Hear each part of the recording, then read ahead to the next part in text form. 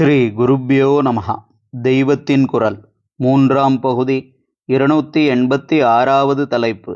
பாரத குட்டுக்களில் ஒன்று. தொடர்ச்சி. ஏஷ அங்கனா வேஷதர கிரீட்டி என்பதற்கு மேலெழுந்த வாரியாக பார்த்து, கிரீடம் வைத்து கொண்டிருக்கிற இந்த பெண் வேஷதாரி என்று அர்த்தம் சொன்னது சரியில்லை. கிரீட்டி என்றால் பொதுப்படையாக கிரீடம் வைத்து கொண்டிருக்கும் எவரையும் குறிக்கும் காமன் நவுனாக கொள்ளக்கூடாது. அப்படி கொண்டால்தான் பிருகன்னளை கிரீடமே வைத்து கொள்ளவில்லையே, எப்படி கிரீட்டி என்று சொல்லலாம் என்ற கேள்வி வருகிறது.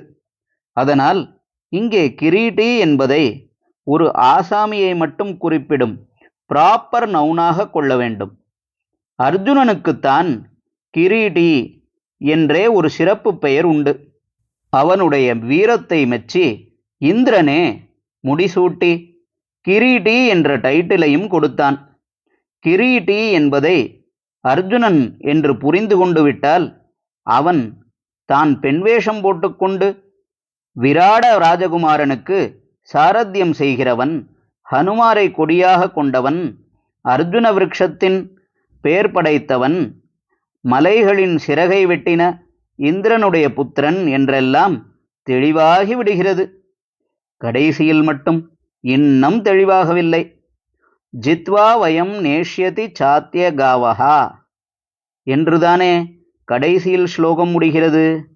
இதற்கு நாம் ஜெயித்து மேலும் இப்போது பசுக்கள் கொண்டு போகிறான் என்று தாறுமாறாக அர்த்தம் ஏற்படுகிறது. இதையும் நன்றாக ஆலோசனை பண்ணி ஸ்லோகத்தின் ஆரம்பத்தில் செய்தது போலவே வேறு தினிசில் பதவிபாகம் பண்ண வேண்டும்.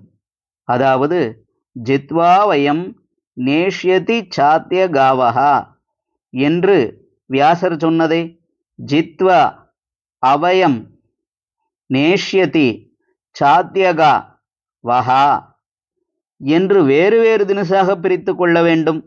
இப்படி பண்ணிக்கொண்டால் ஏற்படுகிற அர்த்தம், கிரீட்டியான இந்த அர்ஜுனன் ச அத்ய மேலும் இப்போது எம் எவனை, அதாவது எந்த துரியோதனனை, ஜித்வா ஜெயித்து, வஹா உங்களுடைய, காஹா பசுக்களை, நேஷ்யதி ஓட்டிப்போகப் போகிறானோ, தம் அவனை, அதாவது அந்த துரியோதனனை, எம் எவனை என்று முதலில் வந்தால் பிற்பாடு தம் அவனை என்று நாமாக வரிவித்து கொள்ள இலக்கணம் இடம் கொடுக்கிறது.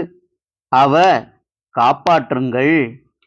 அதாவது ஸ்லோகத்தின் முழு ரூபத்துக்கும் ஏற்படுகிற அர்த்தம் என்னவென்றால், துரோணாச்சாரியார் பீஷ்மாச்சாரியாரிடம் சொல்கிறார், கங்கா நதியின் புத்திரரே, ராவணனின் அசோகவனத்தை அழித்த ஆஞ்சநேய சுவாமியை கொடியில் கொண்டவனும், அர்ஜுன மரப் பெயருள்ளவனும், மலையின் சத்ருவான இந்திரனுக்கு புத்திரனும், ஸ்திரீ வேஷதாரியுமான இந்த கிரீட்டியாகிய அர்ஜுனன் இப்போது எந்த துரியோதனனை மேலும் ஜெயித்து நீங்கள் பிடித்துள்ள பசுக்களை மீட்டு ஓட்டிக்கொண்டு போக வந்திருக்கிறானோ, அந்த துரியோதனனை ரட்சியுங்கள் என்பதாகும்.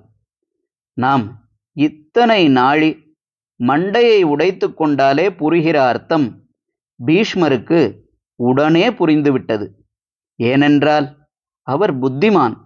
நைஷ்டிக பிரம்மச்சரியத்தால் அவருக்கு அபார புத்தி தீக்ஷண்யம் இருந்தது. பிள்ளையார், ஆஞ்சநேயர், பீஷ்மாச்சாரியார் என்ற 3 சுத்த பிரம்மச்சாரிகளை நினைக்கிற புண்ணியம் இப்போது நமக்கு கிடைத்திருக்கிறது. இந்த மாதிரி அநேக குட்டுக்களை அனாயாசமாக உடைத்து கொண்டே பாரதத்தை எழுதி பாரத தேசத்துக்கு உபகரித்தவர் விநாயகர். குட்டை உடைத்தவருக்கு நெற்றியில் குட்டிக் கொள்கிறோம். ஹரஹர சங்கர, ஜெய ஜெயசங்கர. தெய்வத்தின் குரல் மேலும் ஒலிக்கும்.